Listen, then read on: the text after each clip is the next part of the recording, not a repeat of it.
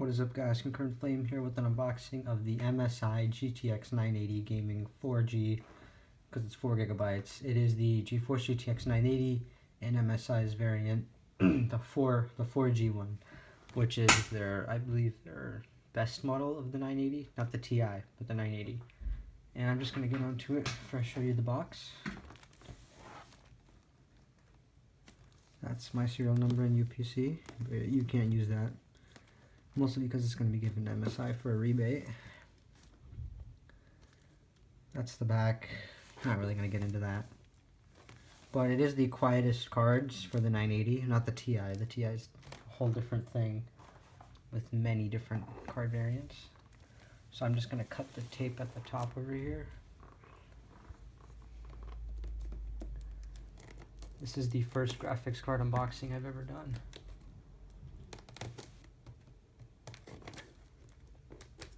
I would describe to you all the cores, but honestly, you just look at a spec sheet.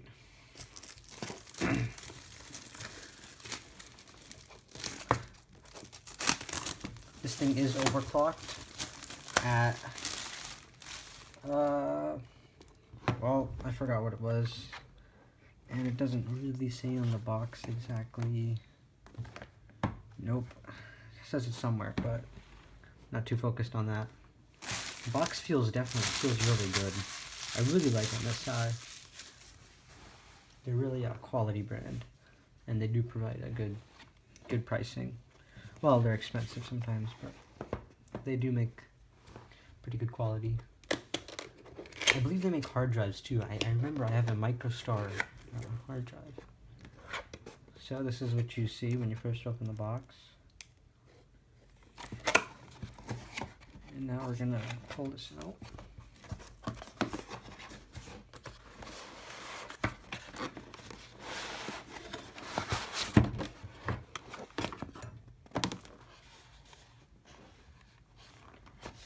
And then there's arrows pointing up. Lower this.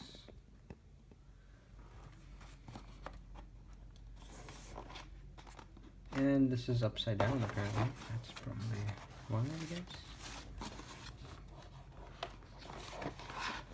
So here we have this box, which has, as I will show you,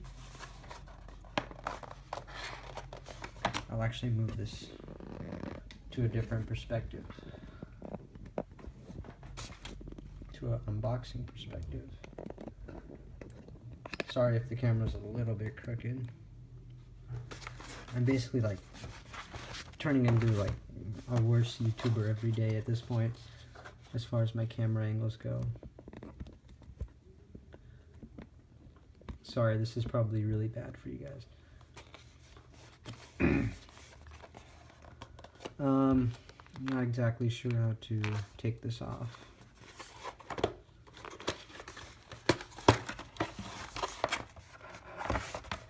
Oh, okay, it's very basic. And I'm going to pre-scan this, make sure there's nothing too valuable in here. Okay, so here we have the quick user's guide. It's very lengthy. There's the English. That's pretty much all we need.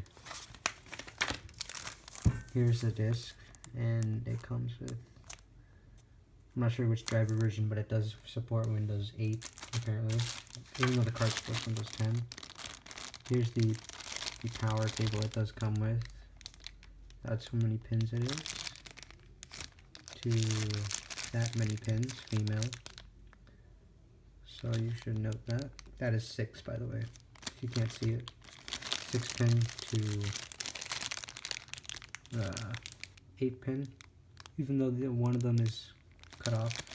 That one's bad. Sorry if it's not focusing, but you could still get the idea of what you need if you buy a used one. Yeah. It almost seems like we're downgrading if you're in the 600 series, because you would need like more pins and more power, whereas if you bought like a 660 it would need like no power. But GPUs are just more power efficient. Now I'm going to get on to the box. Let me just move the camera. I want to make sure I get this perfectly. really should edit this out. I'm sorry that I didn't, because I just don't have enough time, and I want to release this as soon as possible. So here we have the card itself, and I'm just going to quickly scan the box for anything else. Nope, the box is empty. Put that away. Get to taking off the card. However, I need to be anti-staticized. I need to wear anti-static gear. That's what I should say. Alright, just gonna take off this. And I just realized I sold my graphics card and I could have just used this packaging. Whatever.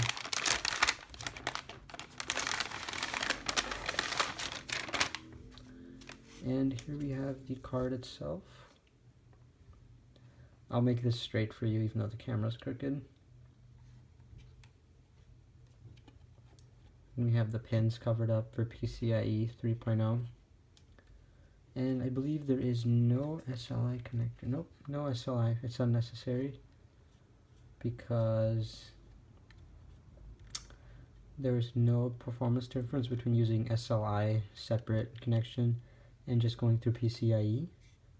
They left one here. I believe AMD card it was, where they tested that with Crossfire, and it made 0 performance difference if they use the motherboard versus using SLI connected directly. I would do my research on that, but I believe in that 100%. If you don't trust me, you can go ahead and search it up. There's the back of the card. Does not have a back plate, so that's reduced airflow or heat from the VRAM and whatnot. So it should have a back plate, because back plates are really helpful. But I guess I'm fine with it.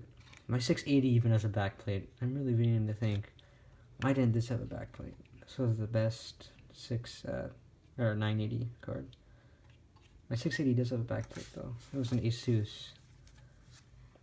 The ports we have are DisplayPort for your 4K, HDMI, which can go up to 4K, and 2 more display ports. I can show you them, but you can pretty much see from the logos. They always put one HDMI right here. Like, they put the HDMI second and always put 3 display ports like that.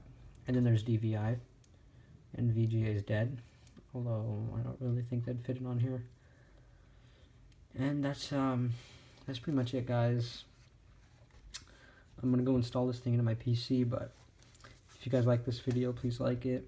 If you want to subscribe, do subscribe. I do have a lot of PC components, and I do unboxings of them, along with this monitor, of course, which I can't really show you, but please do check out my channel, check out other videos, and if you liked it, liked it. If you didn't, dislike it, go ahead and do that. Leave a comment of what you think, and thank you for watching.